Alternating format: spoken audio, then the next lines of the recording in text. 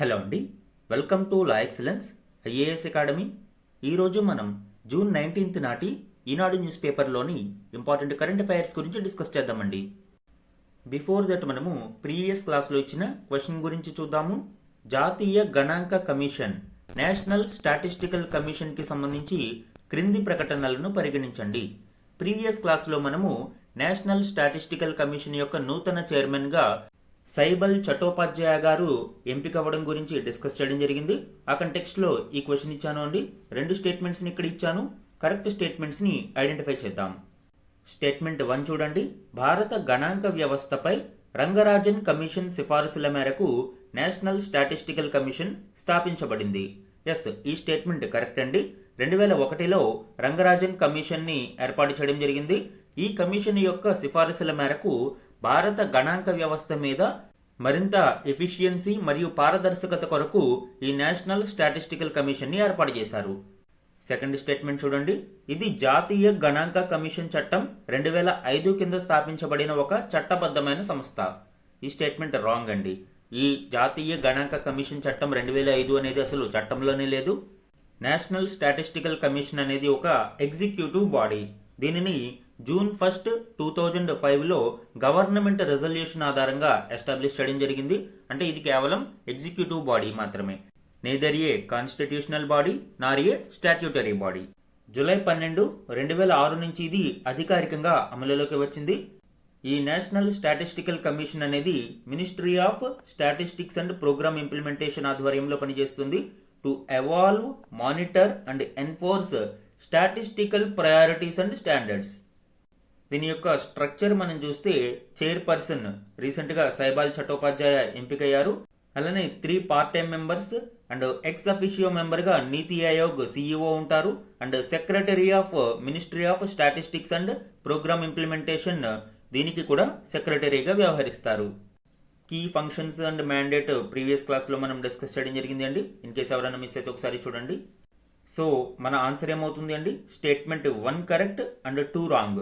Answer A 1 only is the correct answer ఇక్కడ. ఈరోజు మన ఫస్ట్ ఆర్టికల్ చూడండి. ఏఐ అంటే అందరినీ కలుపుకుని పోయేది, ప్రధానమంత్రి నరేంద్ర మోదీ వ్యాఖ్య. ఈ ఆర్టికల్ ప్యారిస్లో నిర్వహించిన యూరోప్ యొక్క అతిపెద్ద టెక్నాలజీ ఈవెంట్ అయిన వివాటెక్ 2026లో భారత ప్రధాని నరేంద్ర మోదీ గారు ఇంక్లూజివ్ ఏఐ విజన్ మీద చేసిన వ్యాఖ్యల గురించి వివరిస్తుంది. ఇందులోని కీ డీటెయిల్స్ ఇప్పుడు చూద్దాం. సాంకేతిక పరిజ్ఞానం కొందరికే పరిమితం కాకుండా ప్రపంచవ్యాప్తంగా దాని ప్రజాస్వామీకరణ అంటే డెమోక్రటైజేషన్ జరగాలి అని ప్రధానమంత్రి నరేంద్ర మోదీ ఆకాంక్షించారు. ఐరోపాలో అతిపెద్ద టెక్నాలజీ ఈవెంట్ వివాటెక్ 2026లో ఫ్రాన్స్ అధ్యక్షుడు ఇమాన్యుయల్ మెక్రాన్తో కలిసి మోదీ సాంకేతికత, ఏఐలపై కీలక ప్రసంగం చేశారు. సాంకేతికత అందరికీ అందుబాటులోకి వచ్చినప్పుడే నిజమైన పురోగతికి దారితీస్తుంది. భారత్కు ఏఐ అంటే అందరినీ కలుపుకుని పోయేది.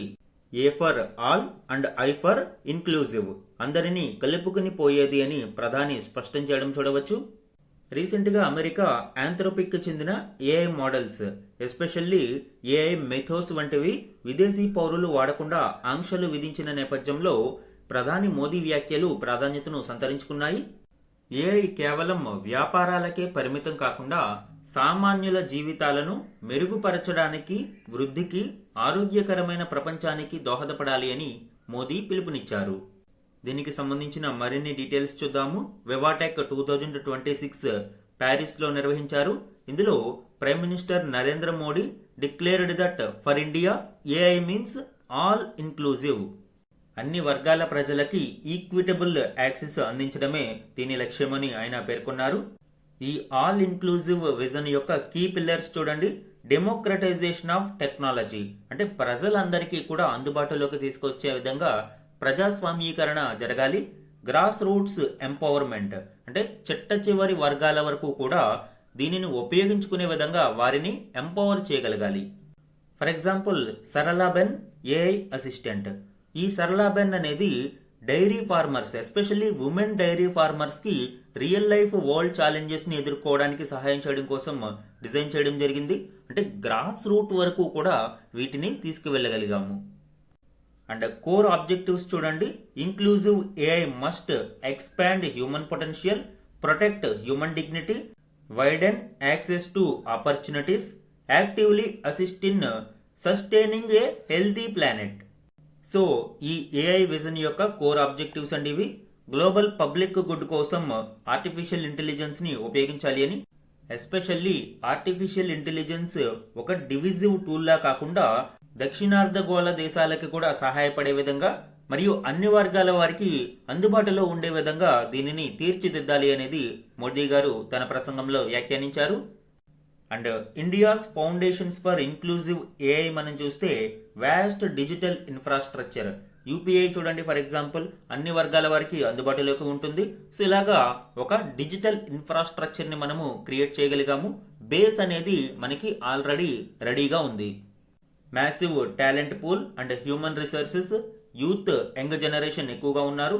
Strong ecosystem and innovation, financial and regulatory backing, government సుమారు $50 బిలియన్ టార్గెటెడ్ ఇన్సెంటివ్స్ ని ప్రొవైడ్ చేయడానికి వివిధ రూపాలలో అందుబాటులోకి తీసుకువస్తుంది. సో ఈ విధంగా government regulatory backing, financial backing కూడా ఉంది. ఇది ఇండియా యొక్క inclusive AI for all inclusive కి సంబంధించిన కీలక డీటెయిల్స్. అలానే వివిధ అంతర్జాతీయ గ్లోబల్ సీఈఓలతో మోదీ గారు భేటీ అయ్యారు. నౌకాయానం, లాజిస్టిక్స్, రైల్వేలు, నిర్మాణ, కృత్రిమ మేధ రంగాలలో మన దేశంలో ఉన్న భారీ పెట్టుబడి అవకాశాలను వివరించారు. సో ఇవి వివాటెక్ 2026 కి సంబంధించిన కీలక డీటెయిల్స్. మన నెక్స్ట్ ఆర్టికల్ చూడండి, దేశ రాజకీయాలలో మహిళల వాటా 10% మాత్రమే, నివేదికలో ఏడీఆర్ సంస్థ వెల్లడి. ఈ ఆర్టికల్ ఇటీవల association for democratic reforms ADR సంస్థ విడుదల చేసిన కీలక నివేదికలోని ఇంపార్టెంట్ డీటెయిల్స్ ను వివరిస్తుంది. ఇందులోని కీ పాయింట్స్ ఇప్పుడు చూద్దాం. లోక్సభ, వివిధ రాష్ట్రాల అసెంబ్లీ ఎన్నికలలో పోటీ చేసే ప్రతి 10 మంది అభ్యర్థులలో ఒకరు మాత్రమే మహిళలు ఉంటున్నారు అని ఇటీవల ఏడీఆర్ నివేదిక స్పష్టం చేసింది. 2023 సెప్టెంబరు నుంచి జరిగిన అన్ని ఎన్నికలలో పోటీ చేసిన మొత్తం 51,708 మంది అభ్యర్థులలో కేవలం 5,095 మంది మాత్రమే, అంటే కేవలం 10% మాత్రమే మహిళలు పోటీ చేసినట్లు ఈ అధ్యయనం వెల్లడిస్తుంది. 2024 లోక్సభ ఎన్నికల నుంచి ఇటీవలి ముగిసిన 5 రాష్ట్రాల అసెంబ్లీ ఎన్నికల వరకు మొత్తం 21 ఎన్నికలలో 39,789 మంది అభ్యర్థులు పోటీ చేయగా అందులో 89.7% మంది పురుషులు, 10.2% మంది మహిళలు ఉన్నట్లు తెలిపింది. 2024 లోక్సభ ఎన్నికలలో పోటీ చేసిన 8,360 మంది అభ్యర్థులలో 90.4% మంది పురుషులు, 9.6% మంది మాత్రమే మహిళలు ఉన్నట్లు ఈ నివేదిక వెల్లడిస్తుంది. ఇక స్టేట్ వైజ్ మనము చూసినప్పుడు అత్యధికంగా ఒడిశాలో 13.9% మంది, ఢిల్లీలో 13.7% మంది, పుదుచ్చేరి అసెంబ్లీ ఎన్నికలలో 13.6% మంది మహిళలు పోటీ చేసినట్లు తెలిపింది. ఈ గణాంకాలన్నీ కూడా ఎలక్టెడ్ రిప్రజెంటేటివ్స్ కావండి, కంటెస్టింగ్ కి మాత్రమే. అంటే పోటీ చేసిన సందర్భంలో కూడా మహిళల యొక్క రిప్రజెంటేషన్ చాలా తక్కువగా ఉంటుంది అని ఏడీఆర్ సంస్థ వెల్లడిస్తుంది. ఆంధ్రప్రదేశ్ విషయానికి వస్తే 2024లో జరిగిన ఏపీ అసెంబ్లీ ఎన్నికలలో పోటీ చేసిన మహిళల సంఖ్య 9.7%కే పరిమితమైంది.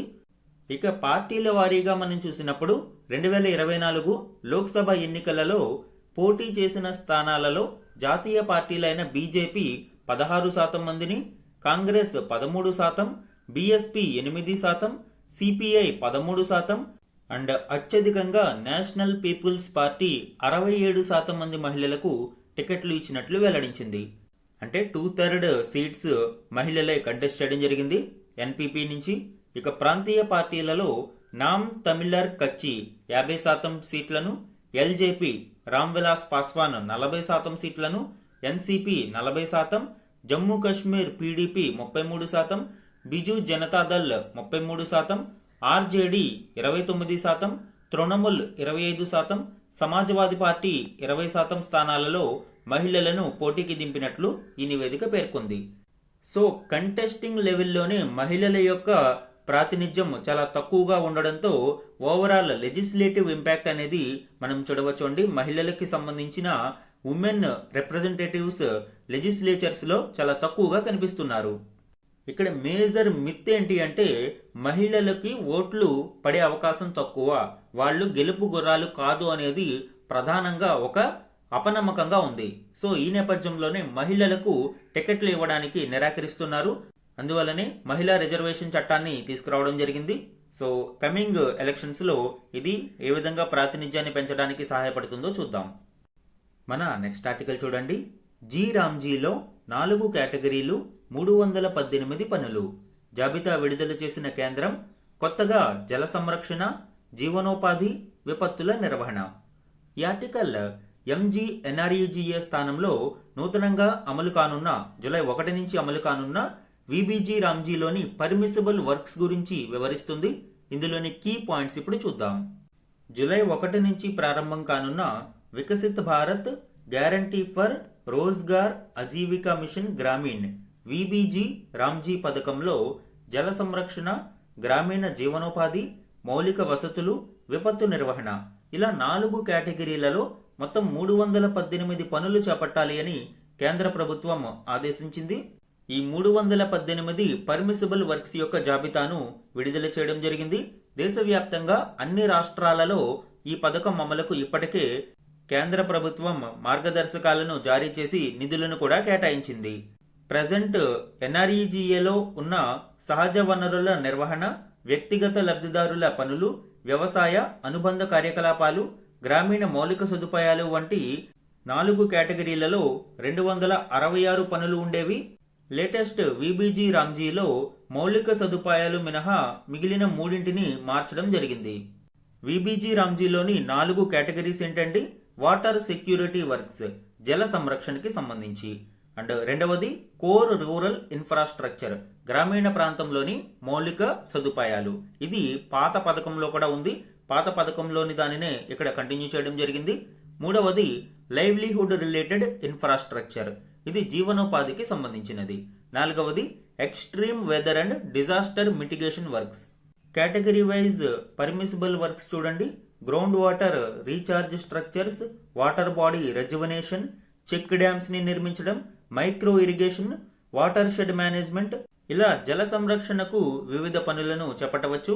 ఇక కోర్ రూరల్ ఇన్ఫ్రాస్ట్రక్చర్ లో ఆల్ వెదర్ రూరల్ రోడ్స్ ని నిర్మించడం, డ్రైనేజ్ నెట్వర్క్స్ ని ఎస్పెషల్లీ మ్యాజిక్ డ్రైన్స్, ఇటీవల మ్యాజిక్ డ్రైన్స్ నిర్మాణం ఏపీ ప్రభుత్వం కూడా చేపడుతుంది. సో డ్రైనేజ్ నెట్వర్క్స్ ని ఏర్పాటు చేయడం, కమ్యూనిటీ హాల్స్ నిర్మాణం, rural telecom or digital infrastructure layouts నిర్మాణం. సో ఇలా వివిధ గ్రామీణ మౌలిక సదుపాయాల కల్పనను చేపట్టవచ్చు. ఇక లైవ్లీహుడ్ రిలేటెడ్ ఇన్ఫ్రాస్ట్రక్చర్ అంటే కోల్డ్ స్టోరేజెస్ ని కానీ, drying yards, local market sheds, livestock shelters, common production facilities ఇలా వివిధ జీవనోపాధికి సంబంధించిన మౌలిక సదుపాయాలను ఏర్పాటు చేయవచ్చు. అలానే విపత్తు నిర్వహణ extreme weather and disaster mitigation works ని చేపట్టవచ్చు. ఫ్లడ్ ప్రొటెక్షన్ వాల్స్ ని కానీ, స్పెషలైజ్డ్ స్టామ్ వాటర్ డ్రైనేజ్ కానీ, మ్యాసివ్ అఫారెస్టేషన్ డ్రైవ్స్ అంటే పెద్ద ఎత్తున చెట్లను పెంపకం, సాయిల్ కన్జర్వేషన్ స్ట్రక్చర్స్ ఇలా వివిధ డిజాస్టర్ మిటిగేషన్ వర్క్స్ ని చేపట్టవచ్చు.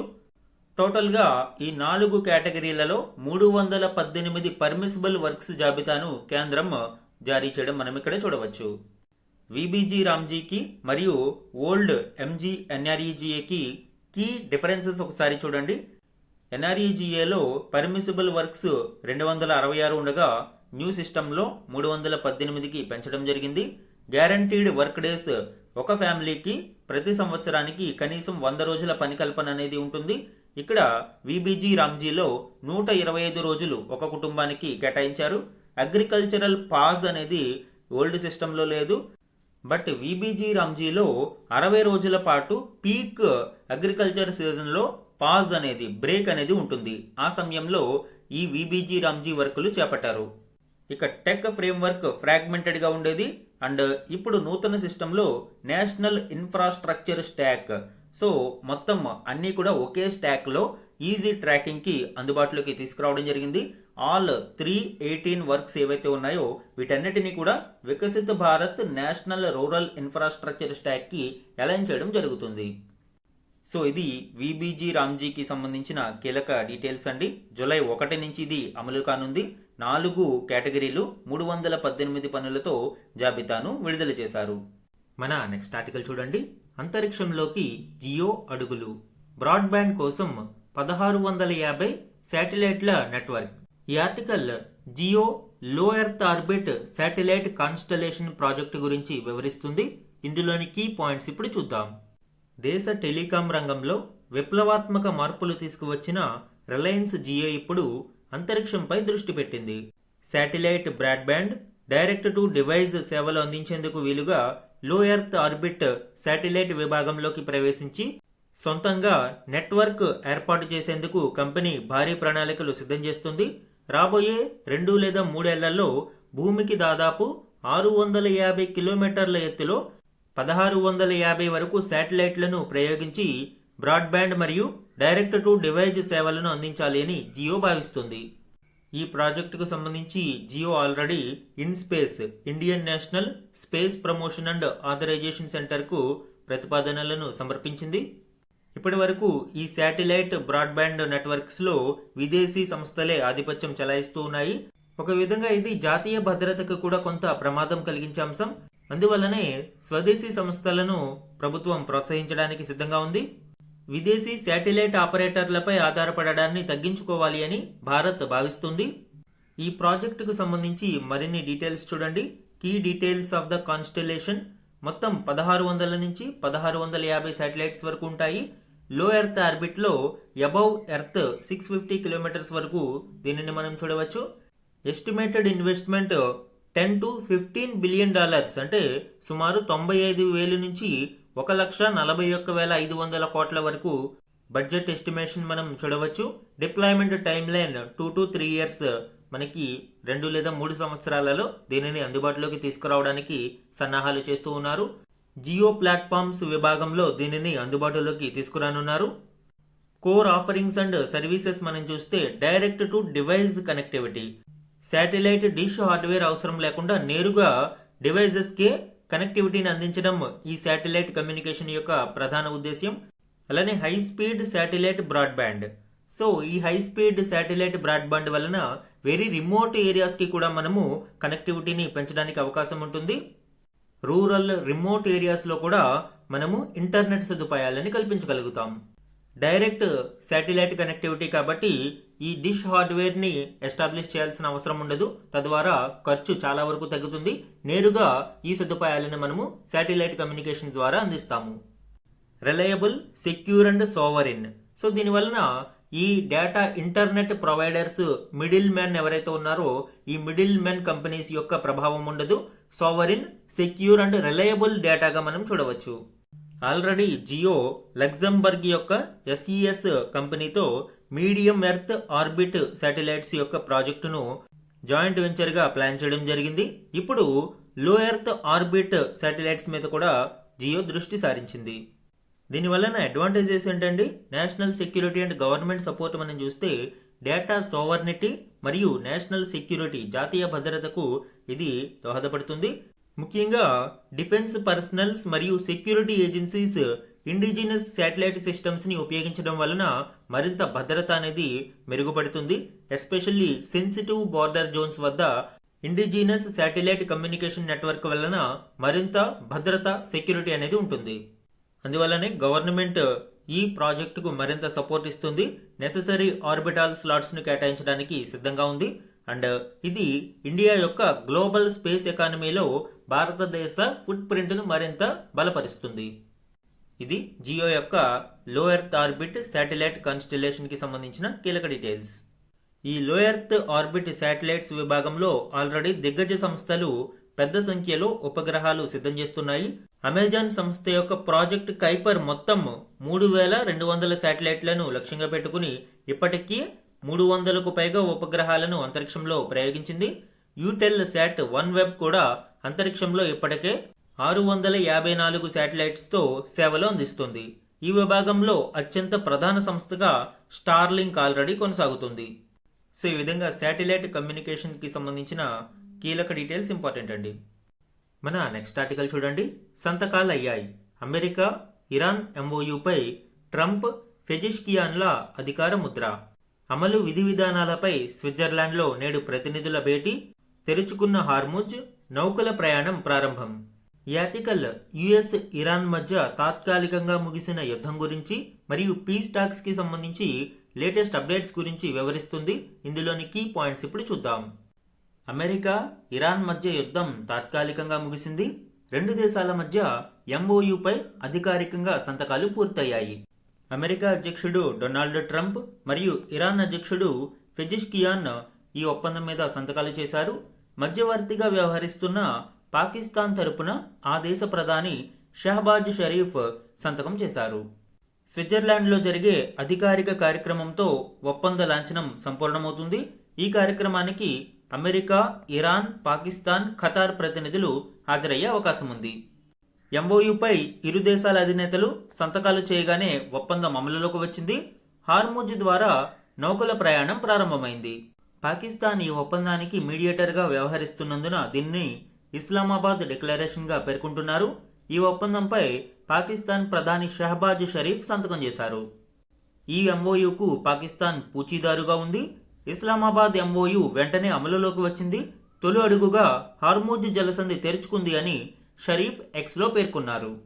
అయితే హార్ముజ్ జలసంధిలో టోల్ వసూలు మీద ఇంకా పూర్తి స్థాయి చర్చ జరగలేదు. ఒప్పందంలో భాగంగా 2 నెలల పాటు హార్ముజ్లో టోల్ వసూళ్లు ఉండవు. ఎంఓయు అమలులో ఉన్న కాలంలో టోల్ ఉండబోదని రెండు దేశాలు ఒప్పందం చేసుకున్నాయి. ఆ తర్వాత చర్చల ద్వారా ఈ సమస్యకు పరిష్కారం కనుగొంటాయి. అయితే ఈ ఒప్పందం అమలులోకి వచ్చినా కూడా లెబనాన్ నుంచి వైదొలగము అని ఇజ్రాయెల్ ప్రధాని నెతన్యాహు స్పష్టం చేయడం చూడవచ్చు. అయితే ఇది one of the bone of contention అయ్యే అవకాశం ఉంటుంది. ఎందుకు అంటే ఇరాన్ తమ యొక్క ప్రధాన డిమాండ్లలో ఇజ్రాయెల్ లెబనాన్ నుంచి కూడా వైదొలగాలి అనేది మేజర్గా ప్రపోజ్ చేస్తూ ఉంది. అయితే ఇప్పుడు నెతన్యాహు దీనికి వ్యతిరేకంగా తాము లెబనాన్ నుంచి వైదొలగమని ప్రకటించడం ఇక్కడ చూడాలి. యుఎస్, ఇరాన్ మధ్య ఒప్పందం కుదరడంతో అంతర్జాతీయంగా ముడి చమురు ధరలు తగ్గుముఖం పట్టాయి. అయితే ముడి చమురు ధరలు తగ్గినా దేశంలో వెంటనే పెట్రోల్ ధరలు తగ్గించలేమో అని ప్రభుత్వం పేర్కొంది. హార్ముజ్ జలసంధి తెరుచుకున్నప్పటికీ ప్రస్తుతం అక్కడ నౌకల రాకపోకల రద్దీ ఎక్కువగా ఉంటుంది. దీంతో తక్కువ ధరకు లభించే ముడి చమురు భారత్కు వచ్చేందుకు ఇంకా సమయం పడుతుంది అని, ఇలా పలు అంశాల వలన ఇంధన ధరలను వెంటనే తగ్గించలేము అని ప్రభుత్వం స్పష్టం చేసింది.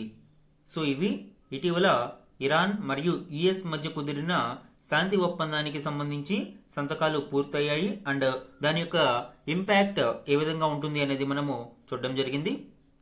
ఈరోజు ఈనాడు న్యూస్ పేపర్లోని మాదిరి ప్రశ్నలు చూడండి. యాపిల్ సంస్థ నూతన సీఈఓగా ఎవరు నియమితులయ్యారు? Answer John టెర్నస్. పర్సనల్ న్యూస్లో చూడండి ఇట్లాంటివి. నెక్స్ట్ వన్ చూడండి, ఇంపార్టెంట్ వన్.